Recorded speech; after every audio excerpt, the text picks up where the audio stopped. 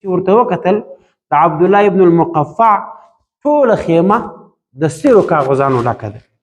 بیا یې سلام ور واچوي، پوښتنه یې جن وکړه چې تا په دا 6 میاشتې کې د قرآن په مقابل کې څه ولیکل؟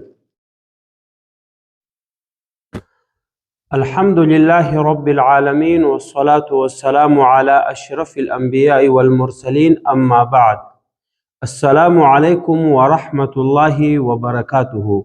قدرمنو لیدونکو او اوریدونکو، نن موږ د حضرت عیسی علیه السلام څلور معجزې بیانوو چې الله سبحانه وتعالی د سورة آل عمران په 29 آیات کې بیان کړي دي.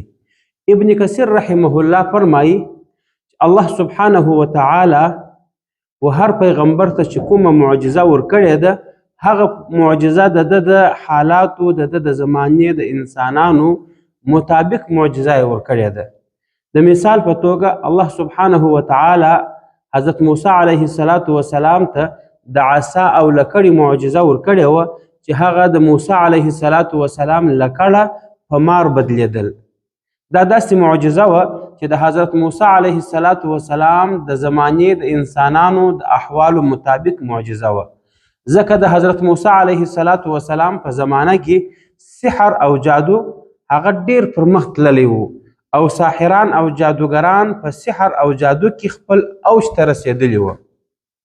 نو الله سبحانه وتعالی په حضرت موسی علیه السلام ته یو لکړه ورکړه چې هغه به کله موسی علیه السلام وغورځول د هغه څه به مار جوړ سو.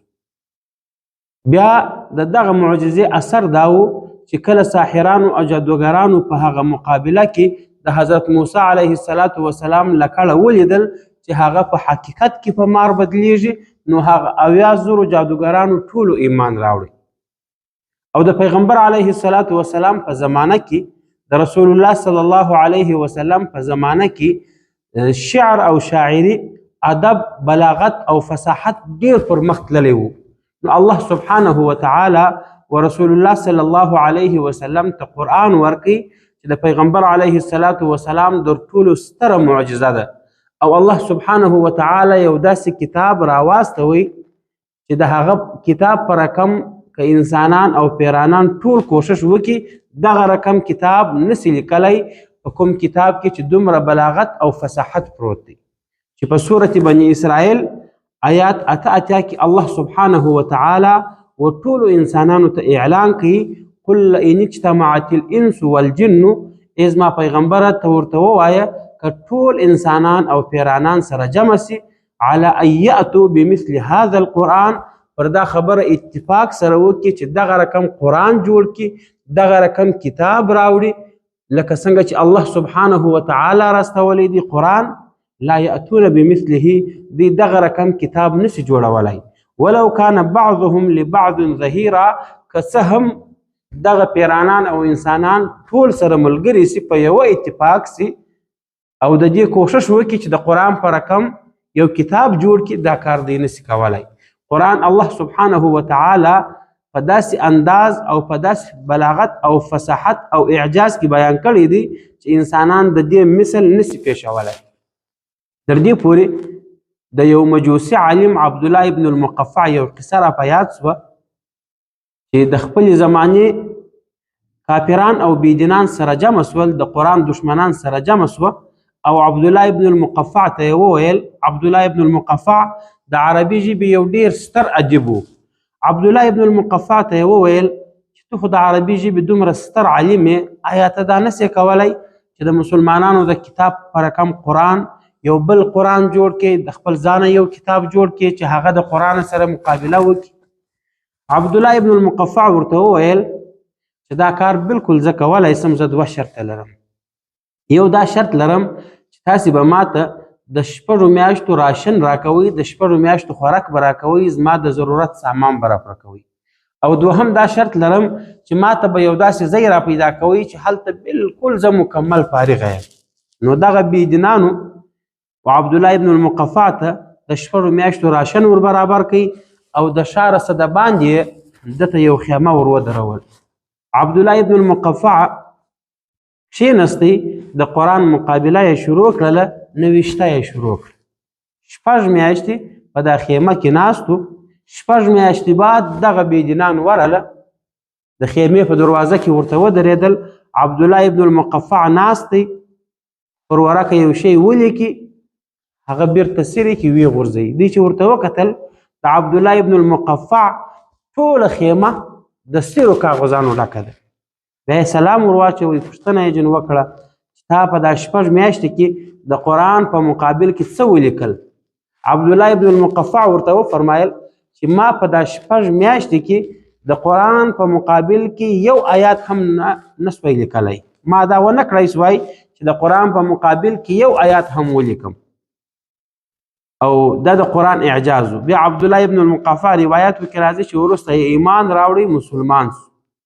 دا خو د عبدالله ابن المقفع د زمانې کیسه ده. زموږ تاسې د زمانې یو قصه به درته وکم چې د قرآن اعجاز په کومه اندازه کې الله سبحانه وتعالی لوړ کړی دی، او قرآن په څومره اعجاز او په څومره بلاغت او فصاحت باندې الله سبحانه وتعالی نازل کړی دی. په مصر کې یو ډیر ستر ادیب و، د هغه نوم کامل ګیلان و. د دې د یو امریکایي پروفیسر فینګل سره ملګرتیا او انډیوالي وه. کامل ګیلان هم د عربي ژبې ډیر ستر ادیب و، او دغه امریکایي پروفیسر فینګل دا هم د عربي ژبې یو ډیر ستر ادیب او شاعر و. نو یو وخت دغه د مصر عالم کامل جیلان امریکې ته ورغلی د خپل دوست د ملاقات دپاره چې پروفیسر فینګل نومېدی. پروفیسر فینګل په د خپل مجلس کې کامل ګیلان ته وویل چې ای کامل ګیلانه، ته هم د قرآن پر اعجاز ایمان لرې چې قرآن یو معجز کتاب دی او انسانان د هغه مقابل کتاب نسی لیکلی، نسی جوړولی. کامل جیلان ورته وویل چې زه خو تا ته دا وایم چې ته د قرآن د یو آیات مقابل نسی جوړولی. زه بالکل پر دې ایمان لرم. کامل ګیلان ورته وویل چې زه پر دې ایمان لرم چې قرآن یو معجز کتاب دی او څوک د قرآن په مقابل کې یو کتاب نسی لیکلی. بیا کامل ګیلان ورته وویل چې زه به تا ته د الله سبحانه وتعالی د کتاب څخه یوه خبره در وښیم، ته هغه خبره په خپلو الفاظو کې ولیکه. الله سبحانه وتعالی په قرآن کې فرمایلی دی چې جهنم ډیر پراخ دی. د الله سبحانه وتعالی چې کم الفاظ دي، هغه الفاظ او خپل الفاظ ته سره مقایسه که چې آیا ته د الله سبحانه وتعالی برابر دغه خبره لیکلی سي که نسي لیکلی. پروفیسر فینګل کښېنستی او دغه خبره چې جهنم ډیر پراخ دی دا یې په 20 رقمه خبرو باندې ولیکل. په عربي جملو، په عربي الفاظو یې دا قصه او دا خبره په 20 طرزو او 20 رقمو باندې ولیکل چې جهنم پراخ. بیا کامل جیلان د الله سبحانه وتعالی دغه خبره چې په قرآن کې فرمایي چې جهنم ډیر پراخ دی، ډیر وسیع دی، دا یې ښکاره کوي چې الله سبحانه وتعالی په سورة قاف 10 آیات کې فرمایي یوم نقول لجهنم هل امتلأت وتقول هل من مزید. هغه ورځ چې موږ جهنم ته ووایو ای جهنم ته ډک سوې، او دی ووایي ای پروردګاره نور نسته. نو هغه وایي پروفیسر فینګل ډیر حیران سو چې بې شکه قرآن یو معجز کتاب دی او انسانان د قرآن په رقم کتاب نسی لیکلی، نه د قرآن په رقم کتاب راوړلی سي. همدغه رقم الله سبحانه وتعالی و حضرت عیسی علیه السلام ته چې کومې معجزې ورکړې وې هغه د ده د زمانې د انسانانو د احوالو مطابق وې. د عیسی علیه السلام په زمانه کې طب او ډاکټري ډیره پرمخ تللې وه. نو الله سبحانه وتعالی د تسلور معجزې ورکړې چې هر معجزه هغه پر دې دلالت کوي چې دا د الله پیغمبر دی او دا د الله نبی دی او دی د الله سبحانه وتعالی رسول دی. الله سبحانه وتعالی فرمای ورسولا الى بني اسرائیل، موږ عیسی علیه السلام د بني اسرائیلو دپاره یو پیغمبر راواستوئ. انی قد جئتکم بآیة من ربکم. عیسی علیه السلام و بني اسرائیلو ته وویل چې زه تاسې ته راغلی یم د الله سبحانه وتعالی یو نښانه مې راوړې ده. انی قد جئتکم بآیة، ما د الله سبحانه وتعالی د طرفه څه تاسې ته یو نښانه راوړې ده د دې خبرې چې زه د الله پیغمبر یم. انی اخلق لکم من الطین، زه ستاسې دپاره د خاورو څه د خټو یو مرغه جوړوم که هیئت الطیر د یو مرغه په شکل فانفخ فیه زه بیا په هغه کې پوکم فیکون طیرا باذن الله الله سبحانه وتعالی په اجازه باندې د هغه څه مرغه جوړیږي هغه الوزي. دا د حضرت عیسی علیه السلام اوله معجزه وه. الله سبحانه وتعالی دته دا قدرت ورکړی و چې د به د خټو څه د خاورو څه د مرغه په شان یو مرغه جوړ کړي بیا به یې په هغه کې پوکړله هغه به په اواسو ژوندی مرغه به جوړ شي. مفسرینو لیکلي دي علامه قرطبي رحمه الله لیکلي دي چې ځینې مفسرین وایي چې دغه مرغه چوپرک و او ده به د خټو څه چوپرک جوړ کړي بیا به یې په هغه کې پوکړه د هغه څه به ژوندی چوپرک جوړ شي. او دوهمه معجزه چې الله سبحانه وتعالی و حضرت عیسی علیه السلام ته ورکړې وه هغه دغه معجزه وه چې حضرت عیسی علیه السلام بني اسرائیلو ته وایي چې وابرئ الاکمه والابرص زه شفا ورکوم زه جوړوم هغه مورزاده ړوند او مورزاده پیس.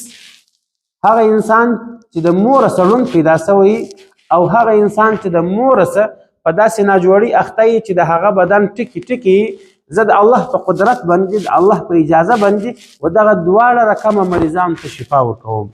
مفسرینو لیکلي دي چې ډېره لانده راغله عیسی علیه السلام به پر هغو دم وکړي هغه به جوړ شوله.